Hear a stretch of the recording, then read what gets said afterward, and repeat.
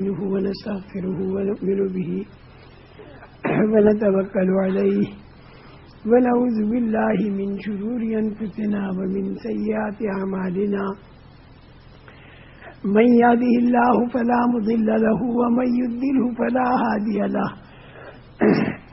ونشهد أن لا إله إلا الله وحده لا شريك له ونشهد أن سيدنا ومولانا محمدا عبده ورسوله صلى الله عليه وعلى آله وأصحابه وبارك وسلم تسليما كثيرا كثيرا أما بعد فأعوذ بالله من الشيطان الرجيم بسم الله الرحمن الرحيم يريدون ليطفئوا نور الله بأفواههم والله متم نوره ولو كره الكافرون هو الذي أرسل رسوله بالهدى ودين الحق ليظهره على الدين كله ولو كره المشركون يا أيها الذين آمنوا هل أدلكم على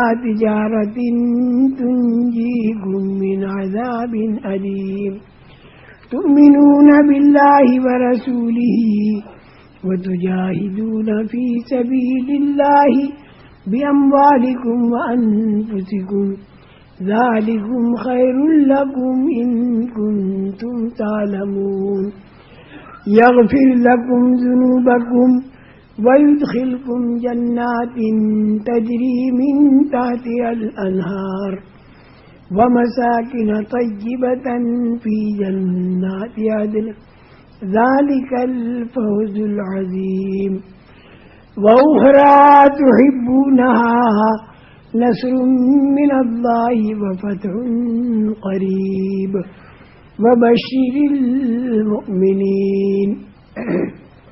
ہماری پرانی پڑھائی تو بلال پڑھیے، ہماری پرانی سب اس میں بیٹھے تھے، ہمارے پرانے جو ہے سب اس میں بیٹھے تھے. میرے محترم دوستوں اور بزرگوں، اللہ جل جلالہ و من والہ نے دین کے اندر دنیا آخرت کی کامیابی رکھی ہے اور بے دینی کے اندر دنیا اور آخرت کی ناکامی رکھی ہے. لیکن یہ دین جو ہے یہ زندگیوں میں کیسے آئے، اور دین کہتے کسے ہیں؟ دین کہتے ہیں ہر کام اللہ کے حکموں کے مطابق ہو اور نبی کریم صلی اللہ علیہ وسلم کے طریقے کے مطابق ہو، تو وہ کام جو ہے وہ دین کا حصہ بن جاتا ہے. سارے شعبے دین کے مطابق ہونے لگے، اور یہ کام دھیمے دھیمے ہوگا، ایک دم سے نہیں ہوگا. اس کے لیے ترتیب ہے، نبوی ترتیب ہے. جیسے درخت کے لیے ایک ترتیب ہوتی ہے تو اسی طرح دین کے لیے بھی ترتیب ہوتی ہے. درخت کے لیے ایک دم سے درخت نہیں بنتا، ترتیب سے بنتا ہے. تو اسی طرح دین جو زندگیوں میں آتا ہے، گھروں کے اندر آتا ہے، پھر علاقوں میں آتا ہے، پھر عالم میں آتا ہے، صدیوں تک یہ باقی رہتا ہے. تو اس کی نبی پاک صلی اللہ علیہ وسلم نے جو ترتیب قائم فرمائی، بس وہ ترتیب ہے. اس ترتیب پر ہمیں دین کو لانا ہے.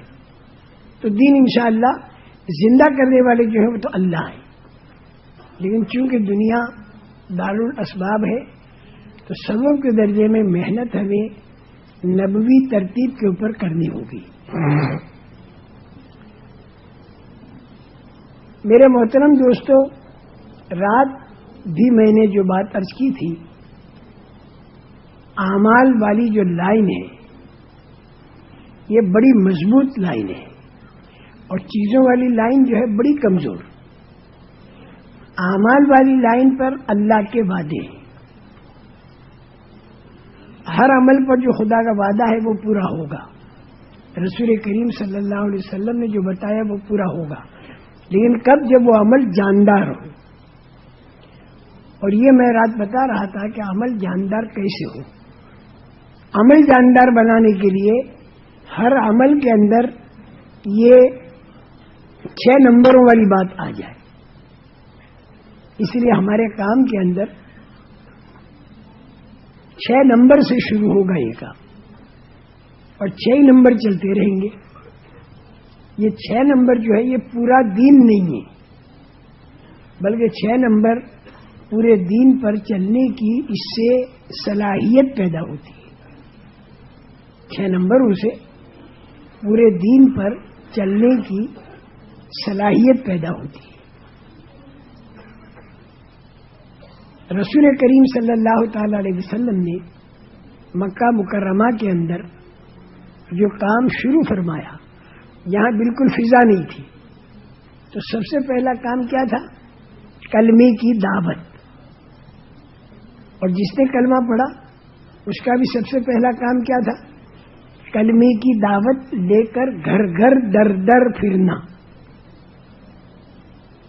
اب اس پر آئی تکلیفیں، بہت تکلیفیں آئیں. اب ان تکلیفوں میں آدمی کے گھبرا نہ جائے تو ذہن بنانے کے لیے پھر قرآن اترا. اس کے تعلیم کے حلقے گھر گھر ہونے لگے. اسی میں حضرت عمر کی بہن اور بہنوئی کا حلقہ گھر کے اندر ہو رہا تھا، جس میں حضرت عمر پہنچے. تو تعلیم کے حلقوں سے ذہن بنتا ہے اور کلمے کی دعوت سے جو ہے وہ یقین بنتا ہے اور تعلیم کے حلقے سے جو ہے ذہن بنتا ہے. اور مکہ مکرمہ میں جو قرآن اترا وہ کیا اترا؟ ذہن بنانے والا قرآن اترا. اور اپنے دعوت کے کام میں ذہن کا بنانا سب سے مقدم ہوتا ہے. پچھلے نبیوں کے واقعات مکی آیتوں میں اترے کہ نبیوں کی بات ماننے والے باوجود کمزور ہونے کے اللہ کی مدد سے کیسے چمکے، اور نبیوں کی بات کا مقابلہ کرنے والے باوجود طاقت والا ہونے کے اللہ کی پکڑ سے کیسے مٹے. یہ گویا کہ واقعات قرآن میں اترنے شروع ہوئے. اور دوسرے اگلے واقعات قیامت میں کیا ہوگا، جنت میں جہنم میں، یہ بھی قرآن اترنا شروع ہوا مکہ مکرمہ میں. اور تیسری بات قرآن میں یہ اترنی کہ موجودہ وقت کے اندر زمین، آسمان، چاند، سورج وغیرہ کو دیکھ کر پھر اللہ کو پہچاننا. اس قسم کی باتیں مکہ مکرمہ والے قرآن میں اتری. یہ تعلیم کا حلقہ بنا گھر گھر، اس سے ذہن بنتے.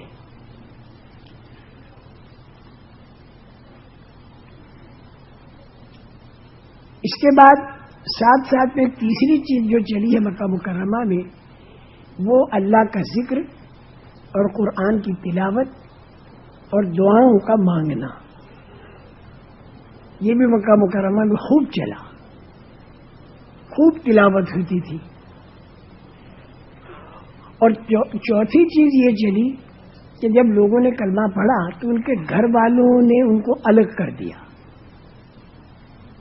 کسی قوم کا، کسی خاندان کا ایک، کسی کے دو، انہوں نے کلمہ پڑھا تو کلمہ پڑھنے والے اپنے خاندانوں سے بالکل جدا ہو گئے، ان کو نکال دیا.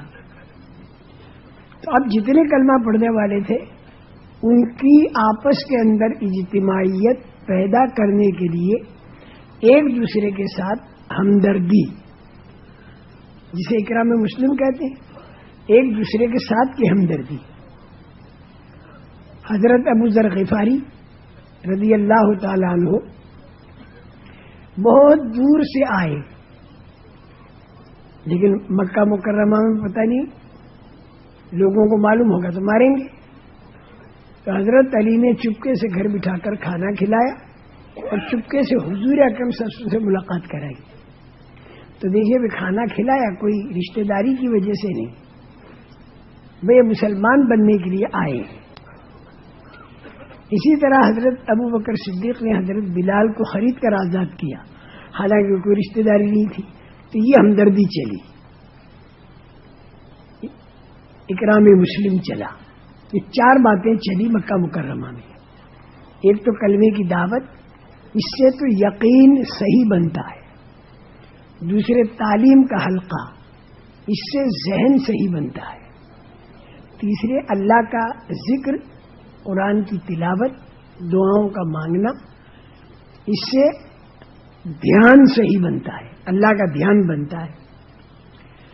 اور چوتھے اکرام مسلم اور ہمدردی ایک دوسرے کی، تو اس کے ذریعے اجتماعیت بنتی ہے، آپس کے اندر اجتماعیت بنتی ہے اس کے ذریعے.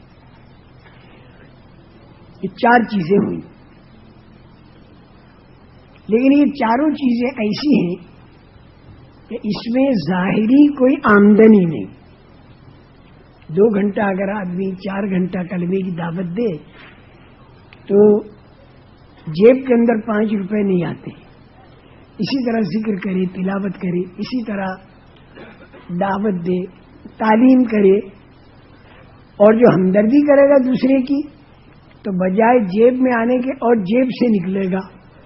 تو اس میں ظاہری آمدنی کا کوئی صورت نہیں، اور کام پوری دنیا کے اندر کرنا ہے اور آمدنی اس میں ظاہر بھی ہے ہی نہیں، تو پھر کام پوری دنیا میں کیسے ہو؟ اس کے لیے رسول اکرم صلی اللہ علیہ وسلم کو آسمانوں پر بلا کر اور اللہ نے اپنے چھپے ہوئے خزانے دکھائے اور ان خزانوں کی کنجی نماز آپ کو دی، اور آپ آسمانوں سے جا کر نماز کو لے کر زمین پر تشریف لائے. آسمانوں پر گئے، وہاں سے نماز لے کر زمین پر تشریف لائے، اور اللہ کے خزانوں کی اور اللہ کی قدرت سے فائدہ اٹھانے کی کنجی جو ہے وہ نماز ہے. 5 وقت کی نماز فرض ہوئی. اب کوئی بھی معاملہ آئے تو اللہ کی عبادت کرو اور اللہ سے مدد مانگو. ایاک نعبد و ایاک نستعین. تو گویا اللہ کی مدد لینے کا طریقہ نماز، اللہ کے خزانوں سے فائدہ اٹھانے کا طریقہ نماز، اللہ کی قدرت کو حمایت میں لانے کا طریقہ نماز. یہ نماز بھی 5 وقتہ نماز. پہلے 2 وقت کی نماز پڑھتے تھے، لیکن اب جب معراج میں آپ تشریف لے گئے تو 5 وقت کی نماز فرض ہوئی. یہ نماز بھی تو دیکھیے 4 نمبر ہی چل رہے ہیں. کلمے کی دعوت ہے، تعلیم کا حلقہ ہے، ذکر دعا ہے، اور ایک دوسرے کے ساتھ کی ہمدردی ہے، اور نماز ہے. لیکن یہ ساری چیزیں کام اس وقت آئیں گی اور جاندار اس وقت بنیں گی جب یہ اللہ کو راضی کرنے کے لیے ہو. اس کے اندر دنیا کی کوئی غرض نہ ہو. اس کا بھی بڑا انتظام کیا اخلاص کا، اور وہ ایسے کیا کہ مکہ مکرمہ کے پہاڑ جو تھے وہ اللہ کی طرف سے آفر تھا کہ اس کو سونا چاندی بنا دے، لیکن رسول کریم صلی اللہ علیہ وسلم نے اس کا انکار کر دیا، کیونکہ اگر مکے کے پہاڑ سونا چاندی بن گئے اور لوگوں کو سونا چاندی دے کر دین کا کام لیا تو پھر دین کا کام لوگ اللہ کے لیے نہیں کریں گے، سونے چاندی کے لیے کریں گے. اور جب دین کا کام سونے چاندی کے لیے ہوگا تو پھر دین کے اندر وہ طاقت نہیں پیدا ہوگی کہ جس نے فرعون، قارون اور حامان کو زیر کیا، اور جو قیصر و کسریٰ کو زیر کیا، اور جو دجال اور یاجوج ماجوج کو دین کا کام زیر کرے گا. پھر دین میں وہ طاقت نہیں پیدا ہوتی. دین میں طاقت اس وقت پیدا ہوتی ہے جب دین کا کام اللہ کو راضی کرنے کے لیے کیا جائے، سونے چاندی کے لیے نہ کیا جائے. تو اس لیے رسول کریم صلی اللہ علیہ وسلم نے مکہ مکرمہ کے پہاڑوں کا سونا چاندی بننا اسے منظور نہیں فرمایا، بلکہ ایک دن میرے کو کھانا ملے گا، میں شکر کر کے دین کا کام کروں گا، ایک دن کھانا نہیں ملے گا تو میں صبر کر کے دین کا کام کروں گا. اس پر گویا کہ آپ نے سونا چاندی قبول نہیں کیا تاکہ لوگ اپنی جان اپنا مال لگا کر دین کا کام کریں. تو دین کا کام اللہ کو راضی کرنے کے لیے اور اخلاص کے ساتھ ہو، تو پھر اس دین کے کام کرنے والوں کے ساتھ اللہ کی طاقت ہو اور اللہ کے خزانوں سے فائدہ اٹھا سکے. تو اخلاص کا نمبر بھی آ گیا. اب رہا یہ کہ باہر جا کے دعوت دینا، تو یہ بھی رہا.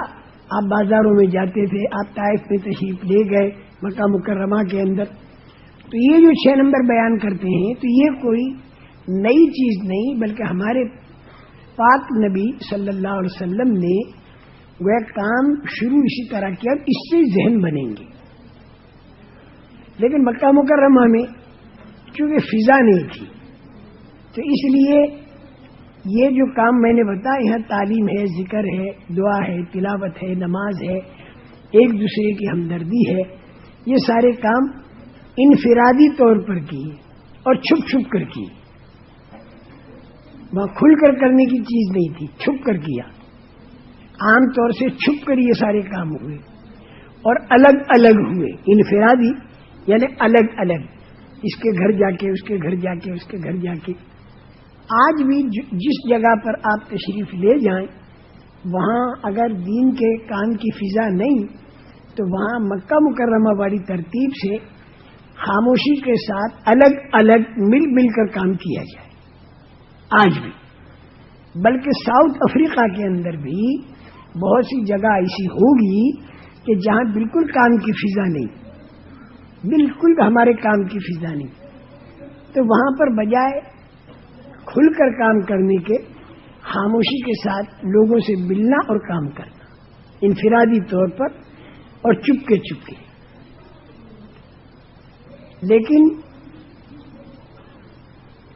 ماحول جو بنتا ہے وہ مجمع سے بنتا ہے. مجمع کی ضرورت تھی. یہ تو الگ الگ آدمی بنتے رہے مکہ مکرمہ میں، الگ الگ آدمی بنتے رہے ان صفات کے ساتھ، بڑھیا آدمی بنتے رہے. لیکن ماحول جو بنے گا وہ مجمع سے بنے گا. تو مجمع جو ملا وہ مدینہ منورہ میں جا کر ملا. مدینے والے لے گئے، وہاں ماحول تھا اور وہاں سارے ماننے والے تھے. تو وہاں پر رسول کریم صلی اللہ علیہ وسلم نے یہ جتنے کام کیے یہ کھل کر کیے اور اجتماعی طور پر کیے، اور اس کے لیے ایک جگہ بنائی. اور وہ جگہ کیا ہے؟ وہ ہے مسجد، مسجد نبوی. ایک تو قباء اور ایک مسجد نبوی. تو مسجد نبوی تعمیر ہوئی، بالکل سیدھی سادی، اس میں کوئی خرچ نہیں ہوا. اس کے اندر یہ سارے کام اجتماعی طور پر ہوئے. تعلیم کا حلقہ ہے، ذکر ہے، تلاوت ہے، دعا ہے، نمازوں کو جماعت کے ساتھ پڑھنا ہے، اور اسی طرح ایک دوسرے کے ساتھ کی ہمدردی وغیرہ، یہ سب اجتماعی طور پر ہوئی. اب کام اجتماعی طور پر جب ہوا پھر اس کے اندر مشورے بھی ہوئے. مشورے کر کے جماعتوں کو باہر بھیجنا ہوا. باہر کی جماعتیں جب مدینہ منورہ آتی تھی تو پھر ان کا سنبھالنا ہوا. یہ ساری چیزیں مدینہ منورہ میں اجتماعی طور پر ہوئی. تو یہ ہمارا کام جو ہے یہ اللہ کے فضل و کرم سے کوشش اس بات کی ہے کہ نبوی ترتیب پر ہو. جہاں پر فضا ہے، آپ لوگ جہاں جائیں وہاں فضا ہے، تو فضا کے اندر یہ کام مدنی ترتیب پر، اجتماعی طور پر اور کھل کر ہوگا. اور جہاں فضا نہیں تو وہاں مکی ترتیب پر الگ الگ انفرادی طور پر اور چپکے چپکے ہوگا. دونوں طریقے ہیں کام کے. اب میں ایک بات آپ کو جو رات بھی بتانا چاہا تھا اور بات دوسری طرف چلی گئی، وہ بھی مفید تھی. میں یہ بتاؤں کہ اعمال جاندار کیسے بنے. نماز جاندار پہلے بنانی، پھر دعا جاندار بنے گی انشاءاللہ، پھر ہمارے کام دعا سے بنیں گے. قرضہ اگر ہے تو ہم قرضے کی ادائیگی کی دعا پڑھیں گے اور اللہ پاک ہمارا قرضہ ادا کر دے گا. جیسے شادی کے بارے میں، شادی سے تنگی دور ہوگی جب شادی جاندار ہو. تو میں یہ چاہتا ہوں کہ ابھی یہ بتاؤں تمہیں کہ عمل جاندار کیسے بنے، تاکہ جب کوئی معاملہ پیش آئے تو آپ یہ دیکھو کہ اس کے لیے میں کون سا عمل کروں. بارش رک گئی تو اس کے لیے صلاۃ الاستسقاء ہے، وہ پڑھے تو اللہ تعالیٰ بارش برسا دے گا. تو بس میں یہ چاہتا ہوں کہ چیزیں کم ہو یا زیادہ اس کی تو پرواہ کریں نہیں. ہمارا عمل جو ہے وہ جاندار بن جائے, ہماری نماز جاندار بن جائے, اور ہماری معاشرت یعنی کلچر جاندار بن جائے, ہمارے معاملات اور لین دین یہ جاندار بن جائے, ہمارے اخلاق یہ جاندار بن جائیں, ہماری شادیاں یہ جاندار بن جائیں. تو اس پر جو نبی پاک صلی اللہ علیہ وسلم نے بتایا یا جو اللہ پاک نے وعدہ کیا وہ پورا ہوگا. تو ہمارا کوئی معاملہ اٹکے گا تو ہم عمل سے اسے حل کریں گے. چیزوں سے تو معاملہ حل ہوتا ہی نہیں, چیزوں سے معاملہ نہیں حل ہوتا, عمل سے حل ہوتا ہے. تو میرا جی چاہتا ہے کہ میں عمل کے جاندار بنانے کا طریقہ بتا دوں. زیادہ لمبا نہیں کروں گا میں, آپ کی سمجھ میں آئے گا انشاءاللہ. اور پہلے نماز کو جاندار بنانا ہے. عمل کو جاندار بنانے کے واسطے رات بھی میں نے عرض کیا تھا, میں پھر دوہرا دوں. ایک تو یقین صحیح ہو, یعنی کلمے والا یقین ہو, یعنی ایمان میں طاقت ہو, یعنی اللہ کا یقین ہو, اور غیر اللہ کا یقین دل سے نکل چکا ہو. احد میں غیر اللہ کی طرف تھوڑا خیال گیا تو مدد چلی گئی, حنین میں غیر اللہ کی طرف خیال گیا تو مدد رک گئی. یہ غیر اللہ کا یقین جو ہے وہ دل سے نکالنا اور اللہ کے یقین کو لانا, یہ ہے پہلی چیز ایمان کی طاقت. اس کے حاصل کرنے کا طریقہ یہ ہے کہ اس میں دو کام ہم کو کرنے پڑیں گے. ایمان کی طاقت لانے میں دو کام ہم کو کرنے پڑیں گے. ایک تو اللہ کے یقین کا لانا, اور ایک مخلوق کے یقین کا نکالنا.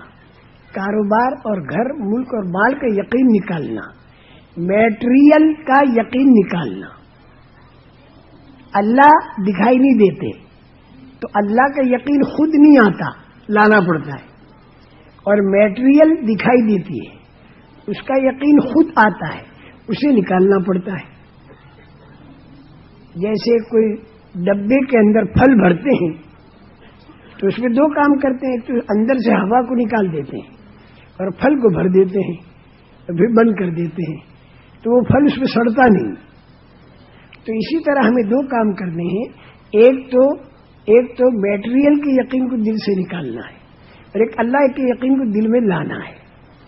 تو اللہ کا یقین دل میں کیسے آئے گا؟ بار بار اللہ کا بولنا, اللہ کا سننا, اس کی قدرت کا بولنا, اس کی قدرت کا سننا, اور اس کے لیے اللہ سے خوب مانگنا. تو اس سے اللہ کا یقین دل میں آئے گا. لیکن میٹریل کا یقین دل سے کیسے نکلے؟ اس کے نکالنے کا طریقہ جو ہے وہ ہے قربانی دینا.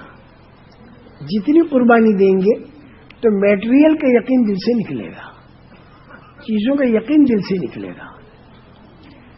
اسی قربانی کی عادت ڈالنے کے لیے یہ کہتے ہیں کہ بھئی مہینے میں کم سے کم 3 دن دو, روزانہ کے کم سے کم 2.5 گھنٹے دو روزانہ کے. تب یہ 2.5 گھنٹہ جو دے گا تو لامحالہ بہت سی چیزوں کو چھوڑ کر دے گا. 3 دن کے لیے جو جائے گا تو بہت سی چیزوں کو چھوڑ, اور پھر وہ 3 دن اگر اسے مقرر کر دیے تو اسی مقررہ 3 دن میں نہ معلوم کتنے کام آئیں گے, اس کو آگے پیچھے کر دے. تو یوں انشاءاللہ اندر ایمان اور یقین بنتا رہے گا انشاءاللہ. تو پہلی چیز جو ہے وہ یقین کا صحیح ہونا, ایمان کے اندر طاقت کا ہونا, مخلوقات کے یقین کا نکلنا, اللہ کے یقین کا دل میں آنا, اور اس کا طریقہ دعوت کی فضا بنانا قربانی کے ساتھ. اور دعوت کی فضا بنانے کا کیا مطلب ہے؟ اللہ کا بار بار بولنا اور اللہ کا بار بار سننا. یہ تو پہلی چیز ہو گئی. اعمال کو جاندار بنانے کے لیے دوسری چیز جو ہے وہ کیا ہے؟ وہ ہے جذبے کا صحیح ہونا. جذبہ صحیح ہو ہمارا. جذبہ صحیح ہونے کے معنی یہ ہے کہ ہم جو عمل کریں اس کی اللہ نے کیا قیمت بتائی, اس قیمت کی امید باندھیں, اور پھر وہ عمل کریں تو وہ عمل شوق سے ہوگا. عمل پر جو اللہ نے وعدہ کیا اس کی امید باندھیں. اور امید باندھ کر پھر جب عمل کریں گے تو شوق سے ہوگا. یہ جو مزدوری کرتے ہیں کیونکہ ان کو 15 روپیہ ملنے والا ہے، تو 15 روپے کی امید میں شوق سے مزدوری کی وہ تکلیف کو برداشت کرتے ہیں. یا مثلا ڈگری کی امید پر آدمی 20 سال کالج کے اندر تکلیف اٹھاتا ہے شوق سے. شوق سے کیوں کرتا ہے؟ کہ ڈگری کی امید ہے. تو بالکل اسی طرح جو عمل آدمی کرے تو اس کے اوپر اللہ کا جو وعدہ ہے اس کی امید باندھے، اور امید باندھ کر پھر وہ آدمی شوق سے اس عمل کو کرے. مثال کے طور پر وضو کر رہا ہے تو اس کو یہ دھیان ہو کہ پانی جہاں جہاں میرے بدن کو وضو کا لگے گا تو وہ حصہ قیامت میں چمکے گا. تو رسول کریم صلی اللہ علیہ وسلم حوض کوثر پر پہچان لیں گے تو میرے کو حوض کوثر کا پانی ملے گا. تو اب یہ وضو کرتے وقت میں یہ امید باندھے گا تو شوق سے آدمی برابر وضو کرے گا. یہ بات کیسے پیدا ہو؟ اس کے پیدا کرنے کے لیے فضائل کی تعلیم ہے. فضائل کی تعلیم، یہ جو فضائل کی ہمارے یہاں تعلیم ہوتی ہے نا، اس سے شوق پیدا ہوتا ہے. آدمی کو معلوم ہوتا ہے اس پر کیا ملے گا. اور کوئی برا عمل ہو تو اس پر اللہ نے اور اللہ کے پیارے نبی صلی اللہ علیہ وسلم نے کیا دھمکی بتائی، وہ دھمکی ذہن میں رہے تو پھر آدمی اس خراب عمل سے بچ.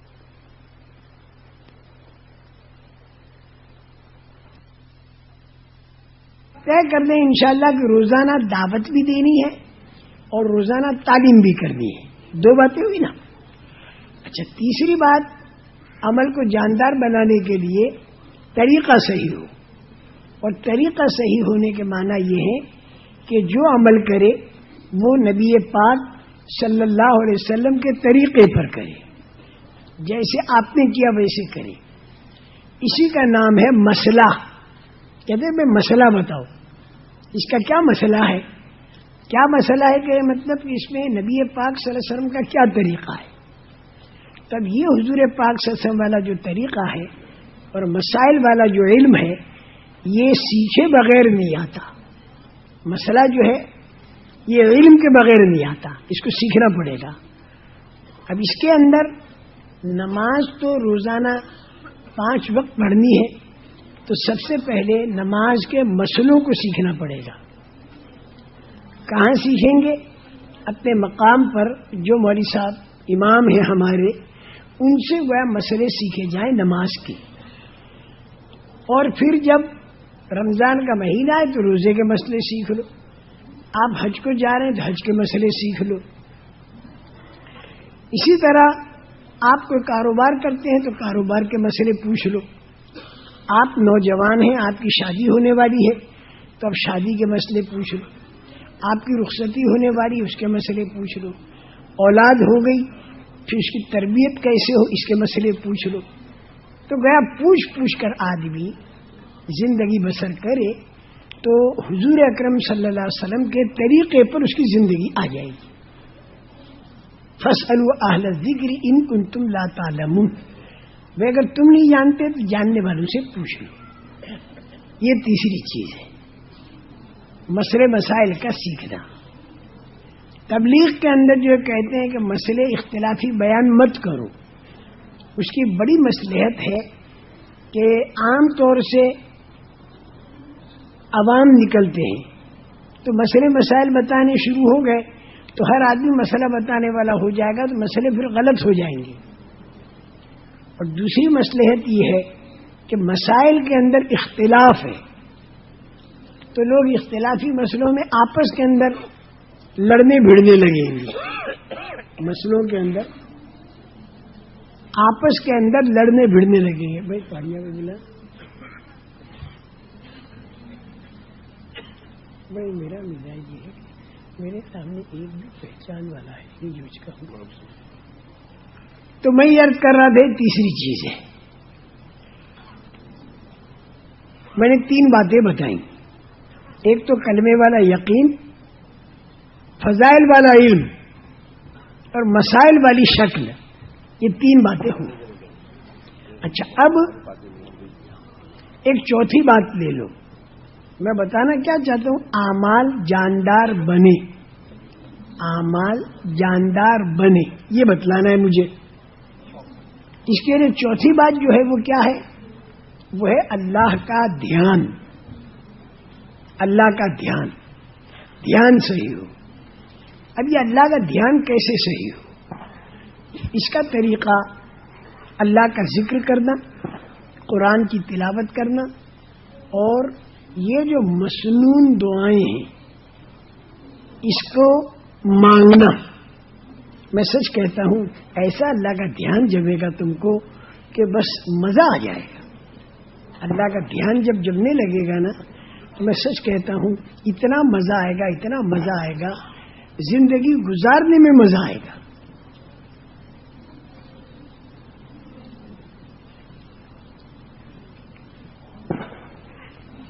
اس لیے کہ یہ کام دنیا ہی میں ہم کر سکتے ہیں، مرنے کے بعد تو پھر اس کا بدلہ ہے. اللہ کا دھیان جمانے کے واسطے چند باتیں یاد رکھو. ایک تو اللہ کا ذکر ہے، خوب دھیان جما کر اللہ کا ذکر کیا جائے. اور ذکر کے اندر یہ 6 تسبیحیں بتائی جاتی ہیں، اس کو معمولی مت سمجھو. یہ 6 تسبیحیں خوب اللہ کا دھیان جما کر کی. سبحان اللہ والحمد للہ ولا الہ الا اللہ واللہ اکبر، ساتھ میں اگر ولا حول ولا قوت الا باللہ العلی العظیم، اللہ کا دھیان جما کر یہ تسبیح پڑھی جائے. اور درود شریف اور استغفار بھی پڑھنے کی ایسی مشق کرو کہ جیسے ایک مجرم معافی مانگ رہا ہے، ایک مجرم معافی مانگ رہا ہے، یہ انداز ہو استغفار کا. خوب جی لگا کر یہ 6 تسبیح اور قرآن پاک کی تلاوت، خوب اللہ کا دھیان جما کر، اور 24 گھنٹے کی جو سنت دعائیں ہیں اس کو مانگنا. ایک تو ہے پڑھنا اور ایک ہے مانگنا. ایک تو ہے پڑھنا اور ایک ہے مانگنا. تو دعا جو ہوتی ہے وہ پڑھنے کی چیز نہیں ہوتی، دعا جو ہوتی ہے وہ مانگنے کی چیز ہوتی ہے. اگر کوئی پڑھے دعا تو بھی اسے ثواب ملے گا، لیکن اصل مانگنا ہے، اللہ سے مانگنا، یعنی مانگنے کی کیفیت ہو. پڑھنے کے اوپر کا درجہ مانگنا. جیسے پڑھنا اور مانگنا میں فرق بتاؤں. ایک آدمی کسی کے پاس گیا، اسے پیسے چاہیے، تو ایک تو وہ یوں کہے کہ میں بہت ہی محتاج ہوں، میرے کو اتنے روپے کی ضرورت ہے، اس کا نام تو ہے پڑھنا. اور ایک ہوتا ہے مانگنا، بھائی مجھے بہت ضرورت ہے، میرے چھوٹے چھوٹے بچے ہیں، لڑکی کی شادی ہونے والی ہے، ذرا میرے کو اتنے روپے دے دو. یہ مانگنا ہے. تو دعا مانگنے کی ترتیب پر. مسنون دعائیں جو ہیں اسے یاد کرو اور مانگنے کی ترتیب. اب رات کو آپ سو رہے ہیں تو سوتے وقت میں جو دعا ایک تو یاد ہے بہت زبانی کی فر فر فر فر پڑھ لی، ثواب اس کا بھی ملے گا. اور ایک یہ اللہم انی اسلمت الیک، اللہ وجہت وجہی الیک وفوضت امری الیک والجأت ظہری الیک رغبتاً ورہبتاً الیک لا ملجا ولا منجا منک الا الیک آمنت بکتابک الذی انزلت وبنبیک الذی ارسلت. اس کے معنی بھی سمجھ میں آ رہے ہو کہ اللہ سے مانگ رہا ہے، یہ آدمی اللہ سے مانگ رہا ہے. بڑی عجیب چیز ہے. اللہ کے فضل و کرم سے جماعتوں میں پھر کر مسنون دعائیں ہمارے بھائیوں کو اچھی یاد ہو گئی، لیکن مانگنے کی عادت ڈالو. اس میں مانگنے میں ذرا دھیان جمانا پڑے گا. نماز بھی پڑھو تو سورہ فاتحہ جو پڑھو مانگنے کی نوعیت ہو، مانگنا جب مانگ رہے ہو، اور پھر اللہ پاک اس کا جواب بھی دیتے ہیں. یہ ہمارے پیارے نبی صلی اللہ علیہ وسلم نے بتایا کہ اللہ پاک اس کا جواب بھی دیتے ہیں. ہم کہتے الحمدللہ رب العالمین، تو اللہ تعالیٰ اس کا جواب دیتے ہیں حمیدنی عبدی، میرے بندے نے میری تعریف کی. پھر ہم کہتے الرحمن الرحیم، تو اللہ جواب دیتے اسنا علیہ عبدی، میرے بندے نے میری ثنا کی. پھر ہم کہتے ہیں مالک یوم الدین، تو اللہ کہتے مجدنی عبدی، میرے بندے نے میری بزرگی بیان کی. پھر ہم کہتے ایاک نعبد و ایاک نستعین. تو اس پر اللہ تعالیٰ کہتے ہیں کہ اس میں میری بھی ہے اور تیری بھی ہے. عبادت تو اللہ کی اور مدد بندے کی. اس کے بعد جو اہدنا الصراط المستقیم سے ولا الضالین تک جو ہے، یہ 3 آیتیں تو خالص بندے کے لیے دعا ہے. پہلی 3 آیتیں اللہ کی بزرگی ہے، اور بیچ کے جو ایاک نعبد و ایاک نستعین ہے، یہ کنیکشن ملاتی ہے بندے کا خدا سے. عبادت خدا کی اور مدد بندے کی، ایک کڑی ہے بیچ کی. تو 3.5 آیتوں میں تو خدا کی تعریف، اور 3.5 آیتوں کے اندر بندہ مانگ رہا ہے. تو جب ولد ضالین کہا تو اخیر کے اندر اللہ پاک اس کا جواب دیتے ہیں کہ ھذا لی بلے عبدی ما سألا، یہ میری اور میرے بندے کی، اور میرے بندے کو وہ ملا جو میرے بندے نے مانگا. اب اگر سورہ فاتحہ روزانہ نمازوں کے اندر اس انداز سے پڑھیں کہ ہمارا مولا اس کا جواب دے رہا ہے، ایسا مزہ نماز کے اندر آپ کو آئے گا، ایسا مزہ نماز کے اندر آپ کو آئے گا کہ آپ کو گشتوں میں جانا مجاہدے کے ساتھ ہوگا. نماز میں بڑا مزہ آئے گا نا. اب گشت کا بھی وقت ہو رہا ہے، اب گشت میں بھی جانا ہے. اب گشت میں جانا آپ کے لیے مجاہدہ ہوگا، کیونکہ اس میں بڑا لطف آ رہا ہے. اس مجاہدے کے اندر بھی ترقی ہوگی انشاءاللہ، اس کے اندر بھی ترقی ہوگی. تو پھر میں کہتا ہوں تھوڑا بھی وقت اگر آپ کو نماز کا ملا تو انشاءاللہ تار سے تار مل جائے گا. تار سے تار ملا وہ ہونا تو بٹن دبا دو، بس دیر نہیں لگتی، صاحب روشنی ہو گئی. بٹن دبانے کی دیر، تار سے تار ملا ہوا ہو. اس لیے میرے محترم دوستو، اللہ کا دھیان جمتا ہے ذکر سے، تلاوت سے اور دعا سے.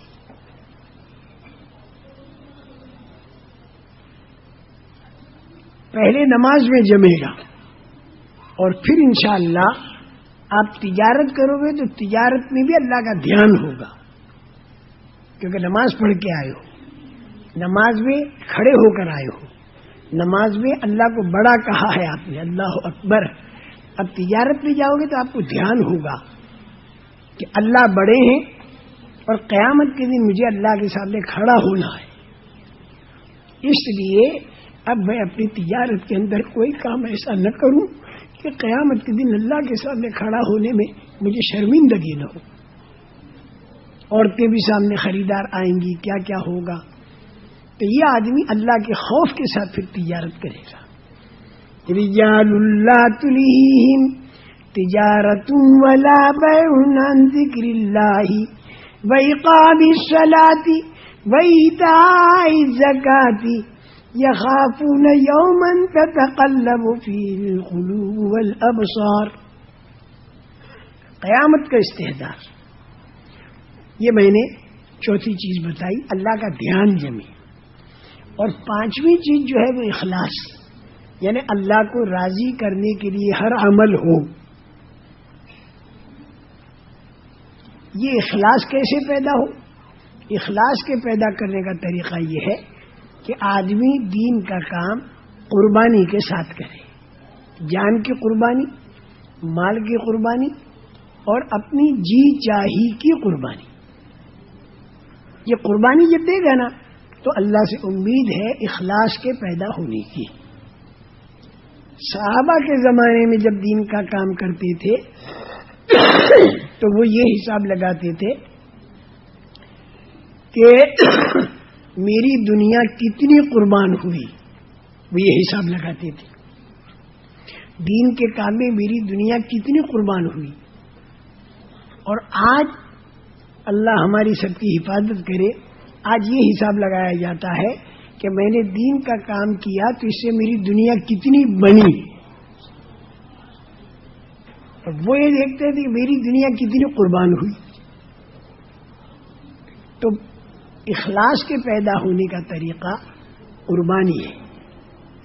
جتنی قربانی دیں گے اخلاص پیدا ہوگا. اللہ کو راضی کرنے کے لیے تھوڑا عمل جو ہے یہ بھی بہت کچھ دلوائے گا، اور اگر اخلاص ہے، اخلاص نہیں ہے تو زیادہ عمل بھی کرے گا تو پھر اس کا نتیجہ کچھ بھی نہیں نکلے گا۔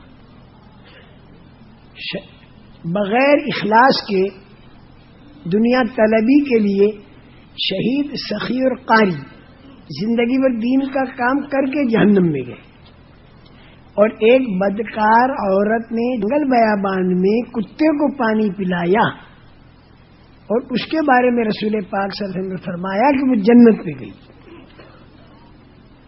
کیونکہ اس کو اللہ کی نسبت مل گئی، کیونکہ وہ کتا کہیں جا کے تعریف نہیں کرے گا، کتا کہیں جا کے تعریف نہیں کرے گا، اور جنگل میں کوئی دیکھنے والا نہیں سوائے اللہ کے، اس پر اللہ کی نسبت اسے مل گئی۔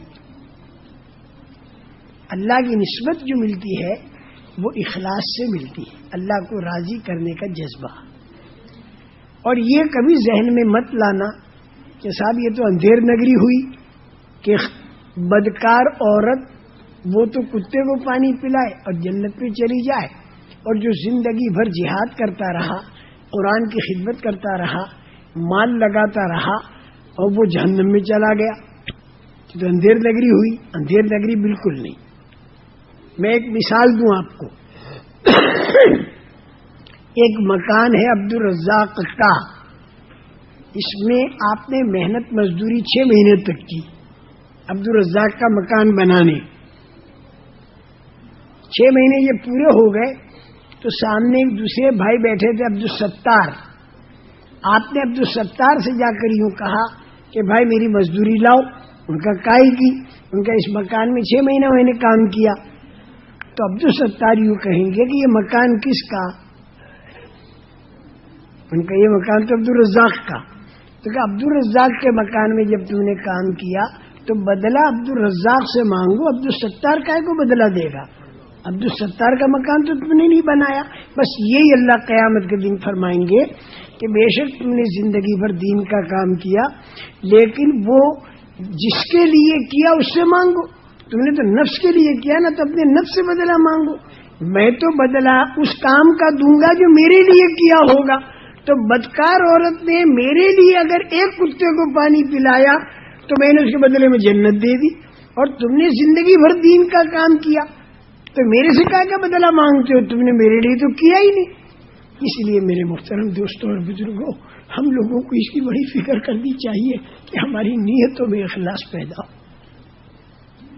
اس کو اللہ تعالیٰ سے بہت مانگنا بھی چاہیے، اور اللہ کی رحمت سے نا امید نہیں ہونا چاہیے، امید رکھنی چاہیے، لیکن ہمیں فکر مند رہنا چاہیے، اپنے بارے میں ہمیں فکر مند رہنا چاہیے۔ زیادہ ڈرنا بھی اچھا نہیں، زیادہ ڈرو گے نا تو مایوسی پیدا ہو جائے گی، زیادہ ڈرنا بھی اچھا نہیں، زیادہ خوف اگر ہوگا تو آدمی کے اندر پھر مایوسی کے آنے کا خطرہ ہے، اور مایوسی کفر ہے۔ اللہ کی رحمت کی امید باندھنی چاہیے، اللہ کی رحمت کی امیدوں پر ہمیں چلنا چاہیے، اللہ کی رحمت کی امید پر ہمت کے ساتھ ہم کام کریں، لیکن اللہ کی رحمت کی امید ایک حد تک تو ٹھیک رہتی ہے، لیکن وہ امید حد سے آگے بڑھ جاتی ہے تو پھر نقصان ہوتا ہے۔ اللہ کی رحمت کی امید اگر زیادہ بڑھ جائے تو پھر آدمی کے اندر 2 خرابیاں پیدا ہوتی ہیں۔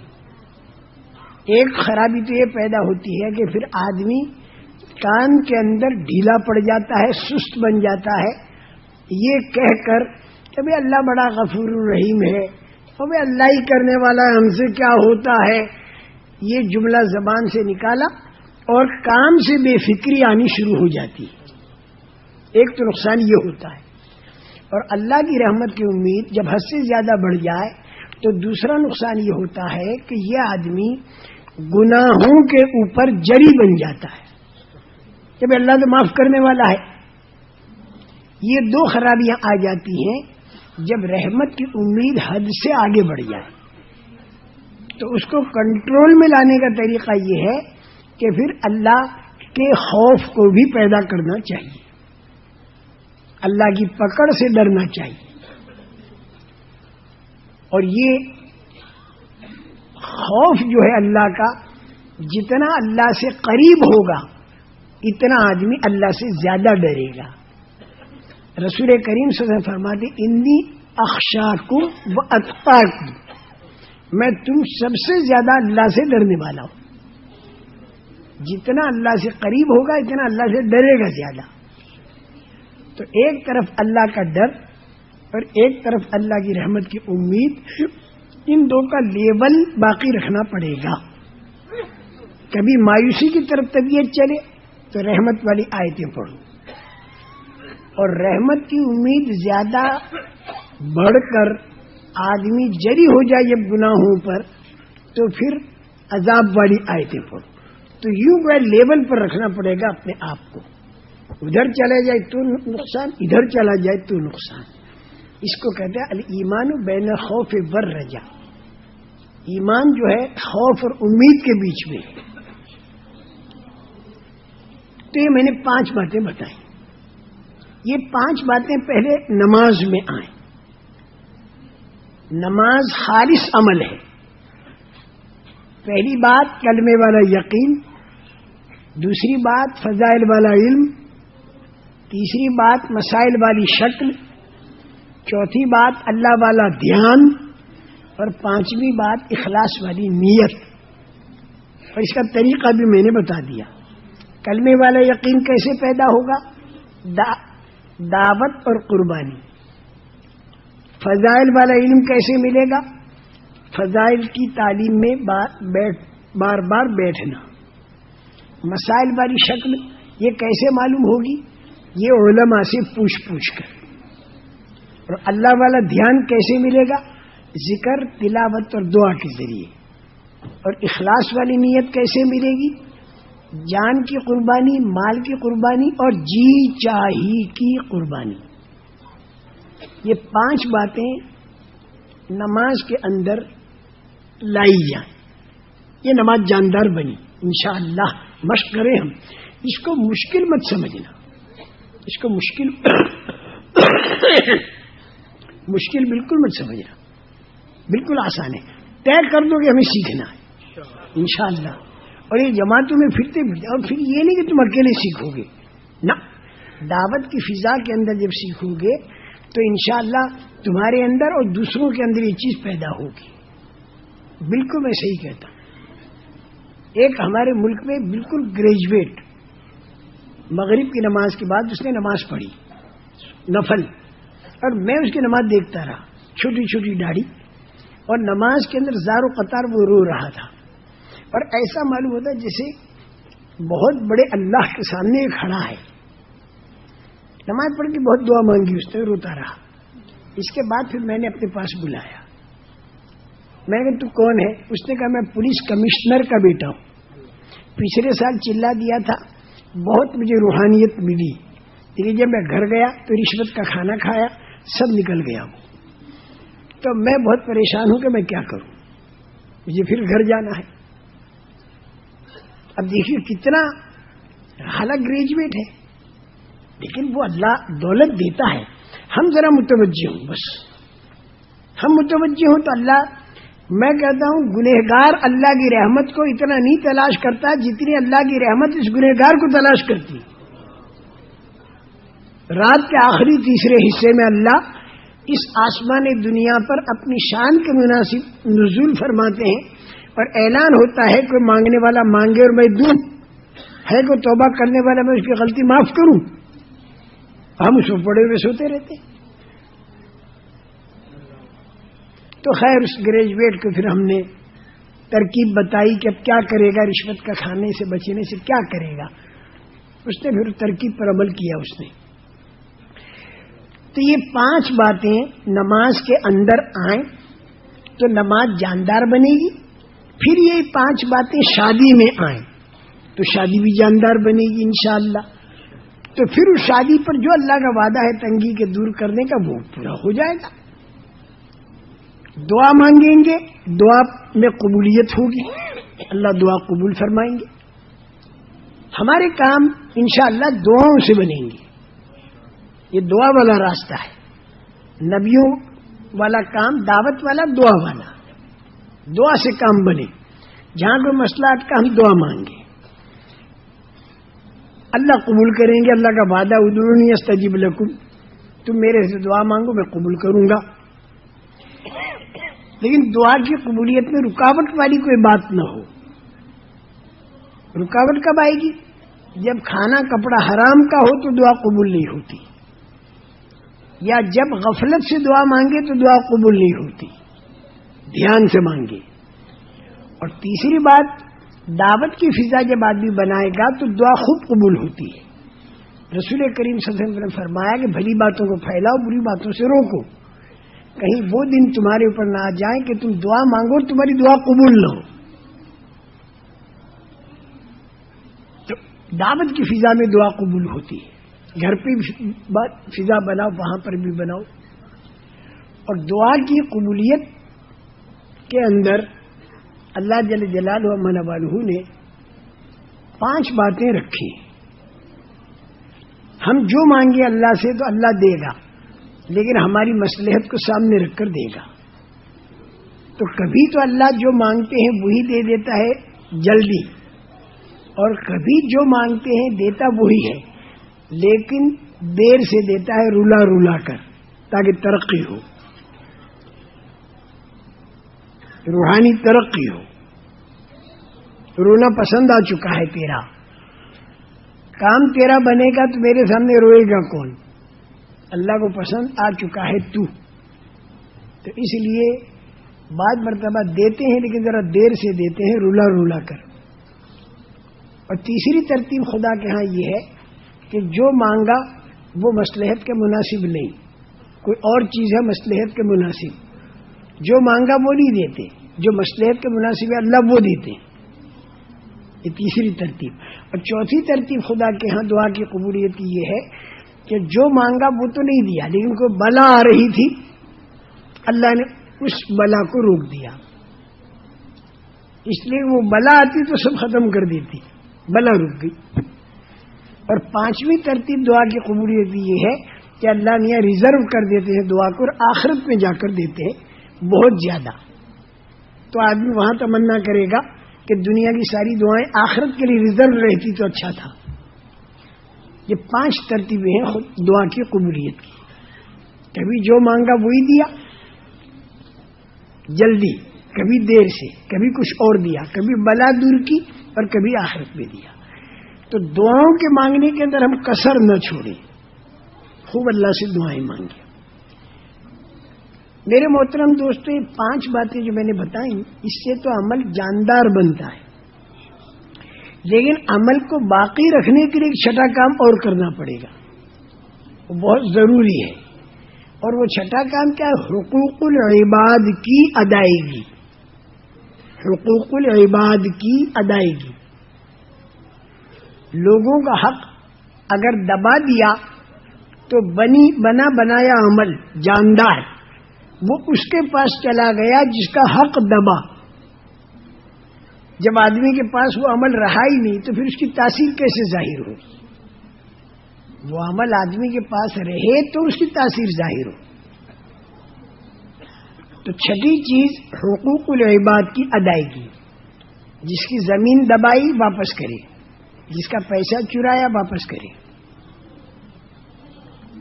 کسی کی غیبت کی تو اس سے معافی مانگے، کسی کا دل دکھایا تو اس سے معافی مانگی. تو یہ عمل آدمی کے پاس محفوظ رہے گا. بس یہ 6 باتیں.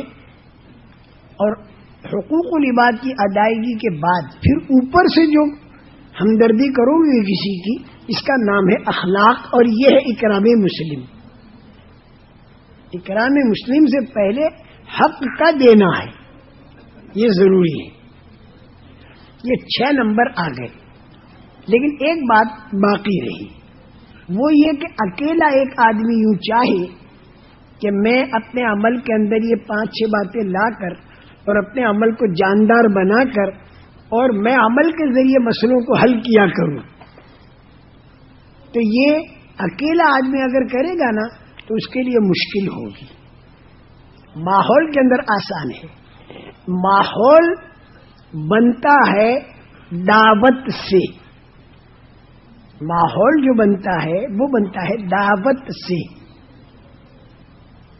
تو جب دعوت گھر پر بھی ہو، محلے میں بھی ہو، شہر میں بھی ہو، ملک میں بھی ہو، عالم میں بھی ہو، تو ایک ماحول بنے گا. اس ماحول کے اندر انشاءاللہ ہمارے لیے بھی آسان، دوسروں کے لیے بھی آسان. گریجویٹ ماحول کے اندر آدمی بنتا ہے. اکیلا آدمی گریجویٹ بننا چاہے تو پھر وہ کچا بنتا ہے، پکا نہیں بنتا. تو ماحول بنے گا دعوت سے.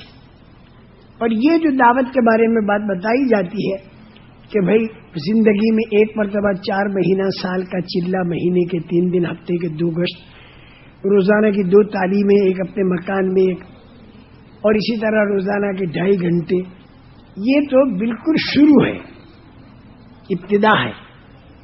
اور اللہ کا فضل، ہمارے بہت سے کام کرنے والے روزانہ 8 گھنٹہ دے رہے. 8 گھنٹے سے انہیں کم پر نہیں آنا چاہیے، اس سے آگے بڑھنا چاہیے. ہمارے بہت سے بھائی مہینے میں 10 دن جماعتوں میں نکلتے ہیں، تو 10 دن سے 3 دن پر نہ آئیں بلکہ اور آگے بڑھیں. بعض ہمارے بھائی سال کا 3 چلہ دیتے ہیں، تو 3 چلے سے 6 مہینے پر آمیں وہ نیچے نہ اترے. یوں دھیمے دھیمے اگر ہم چلتے رہے تو ہمارا اللہ ایسا قادر مطلق ہے کہ ایک دن اللہ ہم کو ایسا دکھا دے گا کہ ہم بھی دعوت کے کام میں لگے، ہماری عورتیں بھی لگی، ہمارے بچے بھی لگے، اور سارے کے سارے دین کے اور دعوت کے کام میں لگ رہے. کاروبار میں اور گھر میں وقت کم بچ رہا، اور اسی کم وقت میں اللہ برکت دے کر جتنی روزی طے کی ہے وہ اللہ پاک دیتے رہیں گے انشاءاللہ. بڑا قادر مطلق اللہ ہے. یہ 6 نمبر ہم نے آپ حضرات کے سامنے عرض کیے.